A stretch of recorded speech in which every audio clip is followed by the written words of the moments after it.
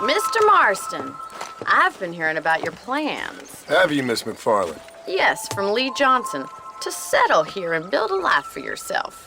I'm afraid those aren't my plans. See, I already have a life. Well, I had one, and I'm trying to reclaim it. Or maybe what you could say is I had two, and I'm trying to end one of them so the other can survive. You do so love to talk in riddles, Mr. Marston.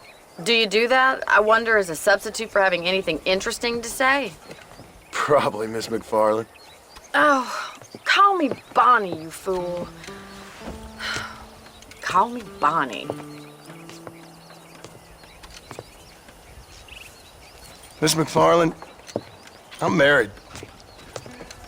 I have a son. I had a daughter, but she died. Years before that, I rode in a gang. We robbed banks, trains, held people ransom. We killed people we didn't like. Bill Williamson was in that gang. Now, if I don't capture my former brother in arms, great harm will befall my family. Now, I don't suppose any of this is very interesting to you, but I hope it explains why I wasn't so eager to talk about it. No, I do understand. I had no idea. You poor man. Even in this new country, memories don't really fade. My father was an illiterate Scot born on the boat into New York.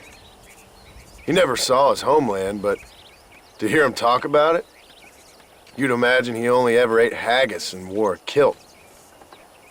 And he hated the English for what they had done to his great-grandparents that he'd never met. People don't forget. Nothing gets forgiven. That's true, especially when it comes to money. And you know, even now, after all his labors, my father's debts are still terrible. I worry every day about us losing the ranch. It would kill him. My father died when I was 8 years old. His eyes were, well, let's just say he was blinded in a bar fight south of Chicago. My mother died during childbirth. She was a prostitute, and he was her, well, I don't know what he was. So I was sent off to an orphanage and ran away and fell in with a gang.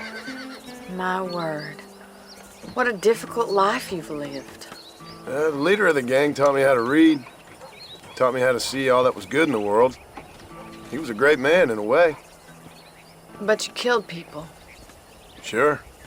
And I've suffered for it. And that's the life I left, or tried to leave. Said too much, Bonnie. I'm an uneducated killer, sent here to do all I can do well. Kill a man in cold blood so that another man may do his part to cut crime in an area, and a rich man can be elected governor on the back of these promises. Civilization is a truly beautiful thing, Mr. Marston. Listen, can you help me? Well, I can try. What do you need, money?